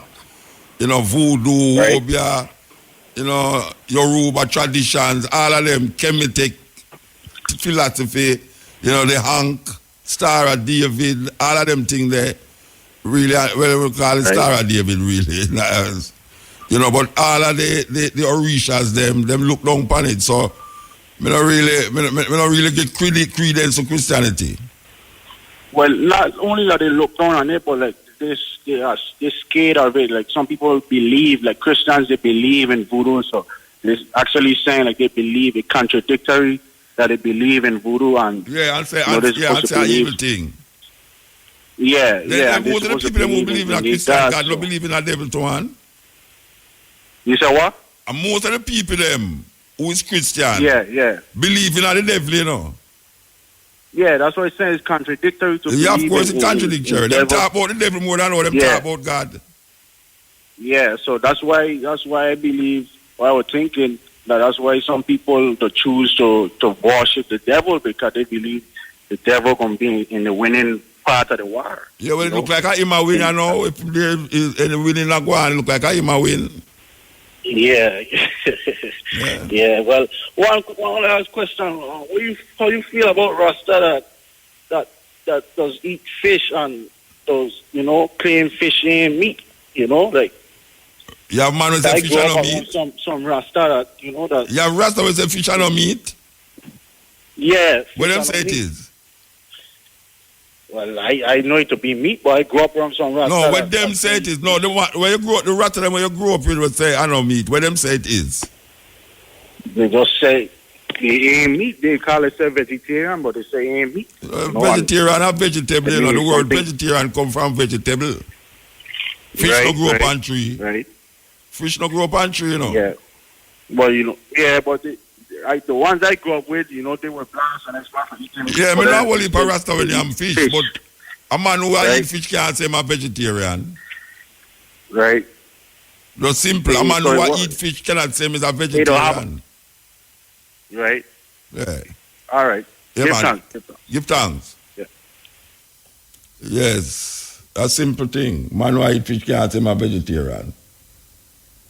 You have to come with something else. You have to say you're something else, but not vegetarian.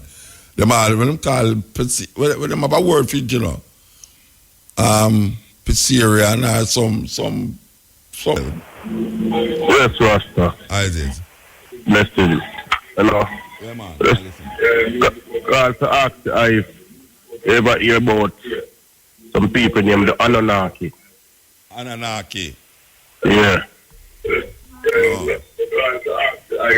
No, but you listen to your radio and you have to turn on the radio behind you. Hold on. Anunnaki. Yeah.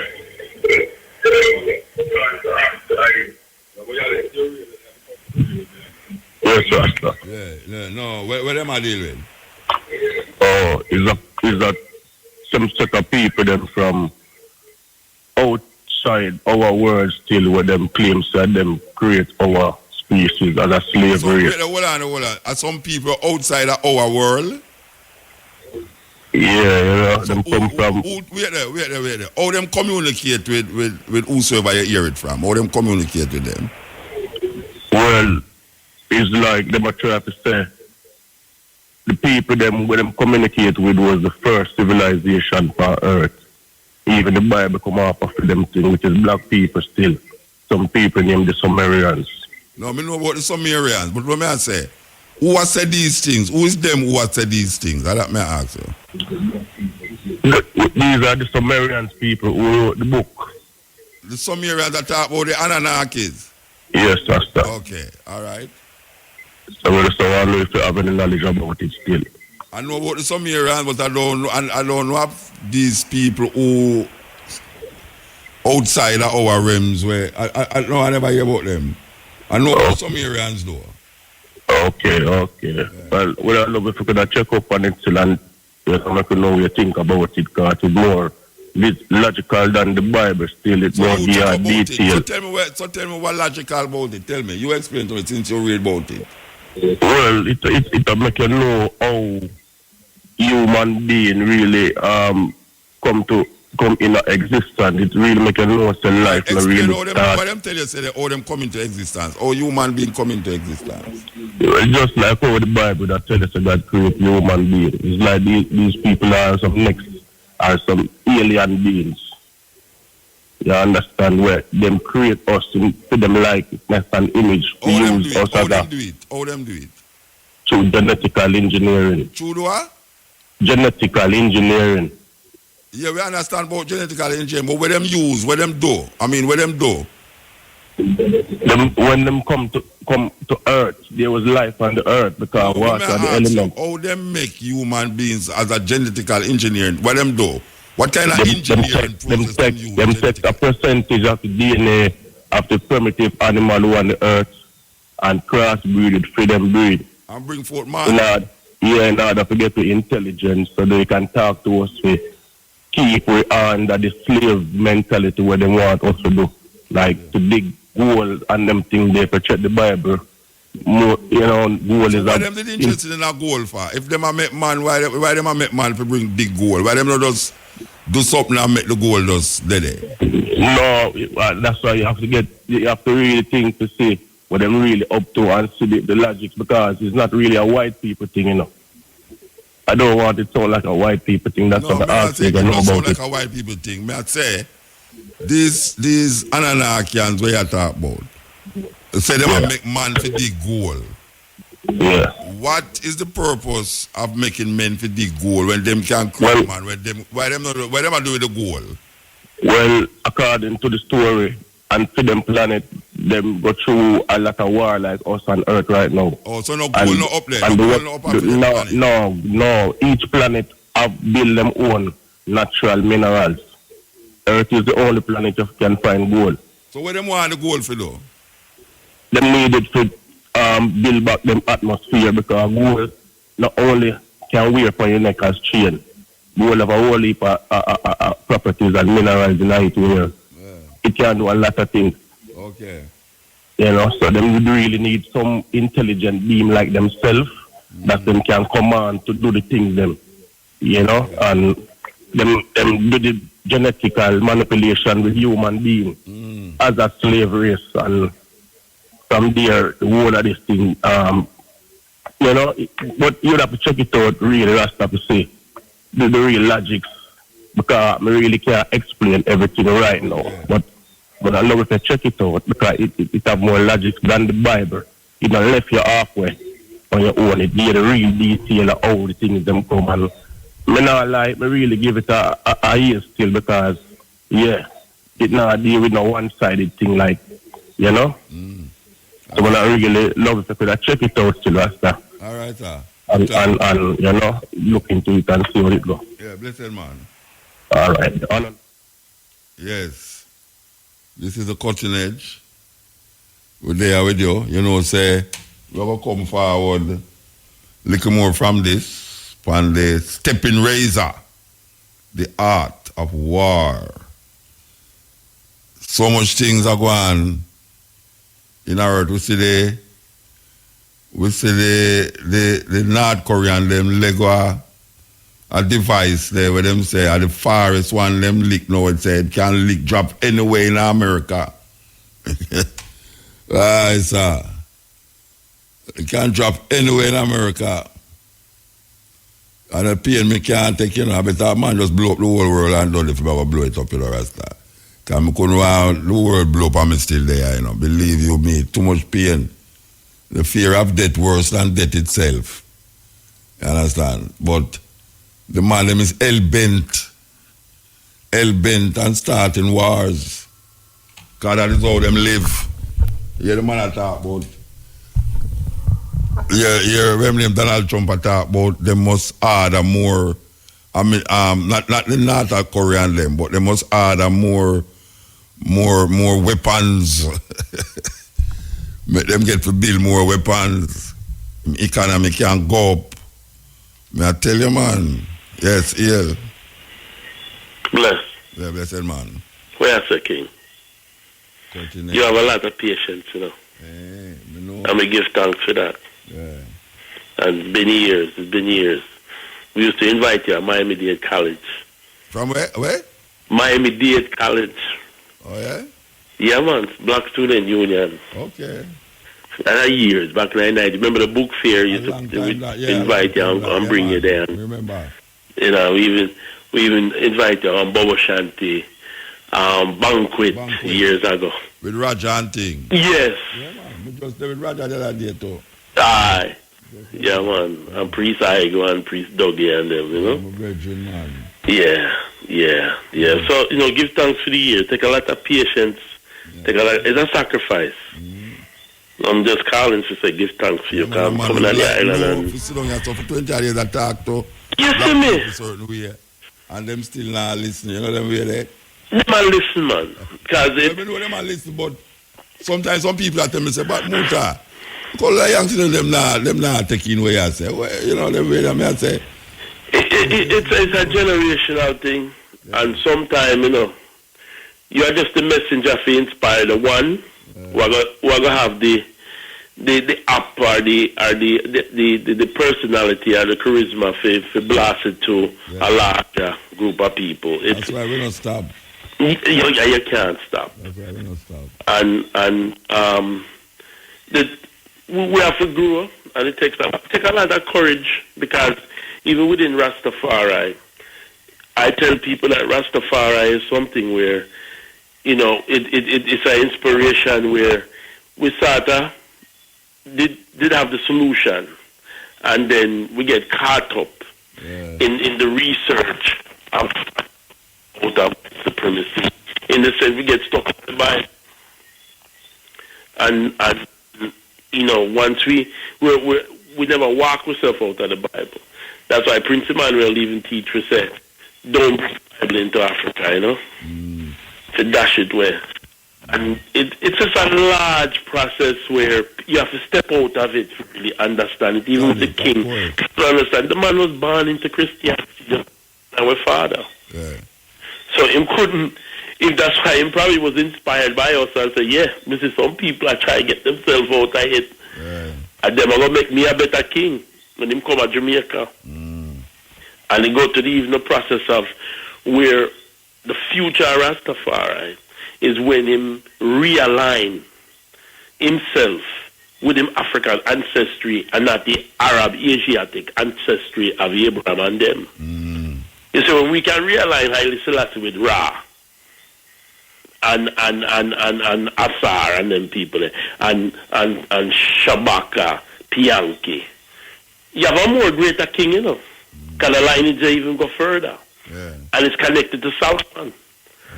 It's connected to all of them who, the mixed multitude will come out of Egypt, who came in with the Arabs coming there and the shepherd kings them were invaded.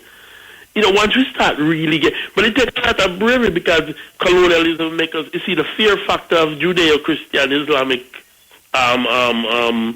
religion, it's a frightening thing for broken from, for people, man. For people, yes.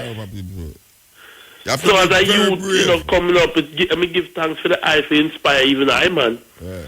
As a youth coming up. So you could have the bravery to say, I'm going to put on the Bible a minute and read something else. Yeah.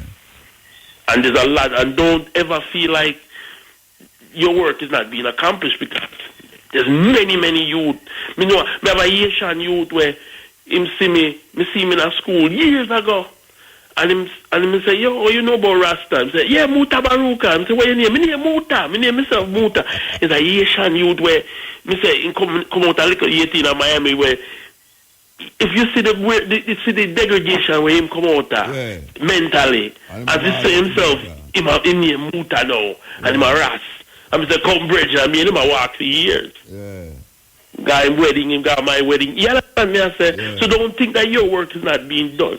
It may not be it's not being accomplished probably in the way we want it to. But trust me, it's being accomplished. It's not a fast, it's not a rabbit move, it's not a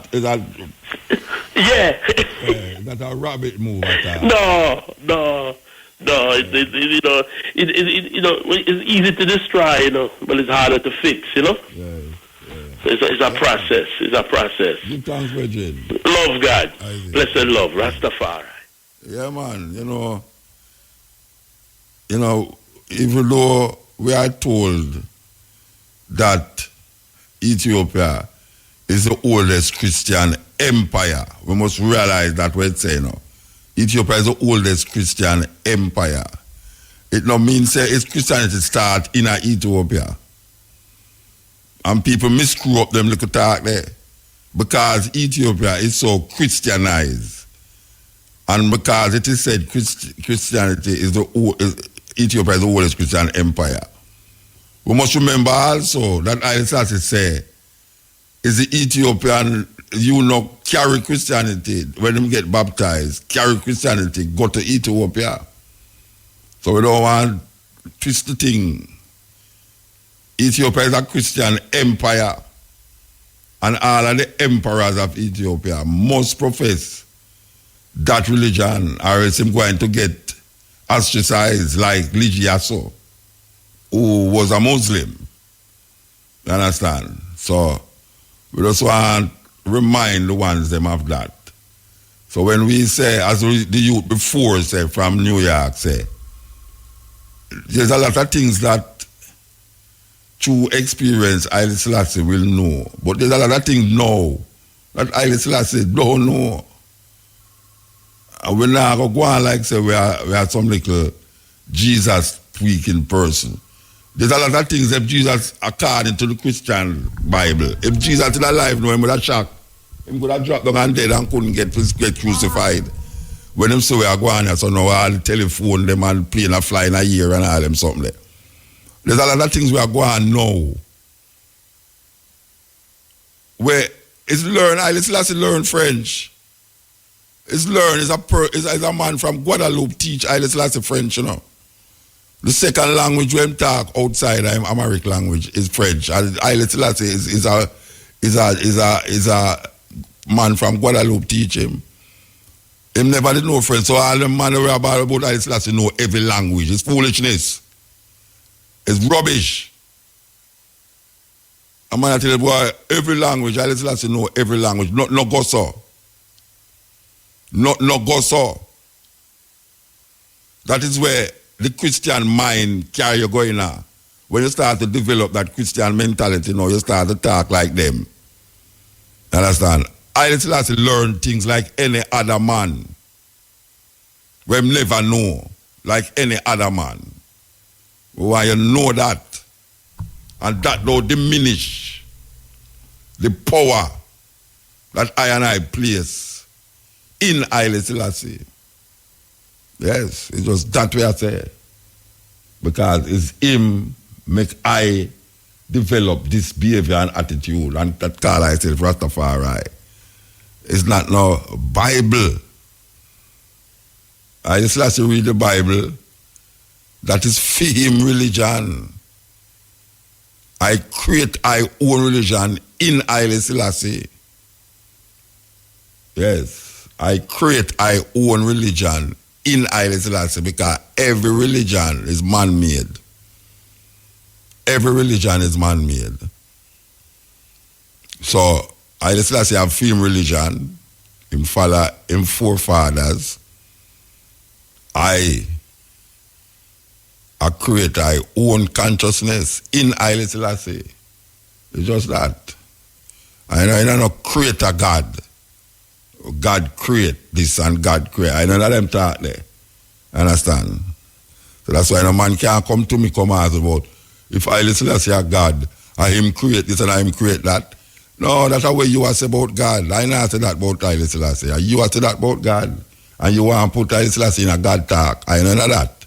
This is in the house with him sidekick here. Believe you me, two of them in a black t-shirt, me I tell you. A uniform business are going here. Yeah. No, me wear black all the while. Me wear black all the while, but two in a black t-shirt. Tell me something. Why people wear them cap backwards? Like that brother, you know. Him have on him cap with the peak and the... Why people always do that? Why? Him head back in my yard, I protect him head back. I always wonder why people are wearing them cap backwards. It's like we not live in a backwards world. Because when they check it at the peak and the purple, sir. Yeah. But then your face is supposed to shade from the sun. That's why I say we mix up. I don't know. And maybe I'm me. I don't know. I tell you. You want that too? That means I know me one then. Yeah, man, I told him cap backwards. You know, like him I deal with backwards thing. Yeah. Yeah, you know, no, I mean I talk to him backwards neither, you know, believe you me. Anyway, me and Chicks in the house in program. I played this last tune, you know, yours truly, you know, believe you me, yours truly. Yeah, well. Yeah, the man turn all sorts of things. All sorts of things are going on that me don't even know nowadays. Who's for trust? Man to man, you don't know who for trust, you know. Because you could all admire all a woman and say, well, she look good, and when you check it, it's all a man. You understand? Believe you me. So right now you can't even admire no woman again. Because you never can tell. Yeah, you have to just keep yourself to yourself and, you know, because now you go all at the party and when the place dark, you say, over there, so you say, blood bath. You put a girl in my brethren. I go check her, you know. And when you go by the ear, you say, what happened, darling? She say, oh. Oh, you call darling. The man shot in your face. Yeah, it's sad. Things get mixed up. They say the world is spinning around. They say the world is upside down. Joe said that, you know. And God, we got till later, you know, from 2 to 5:45 with the stepping razor. So you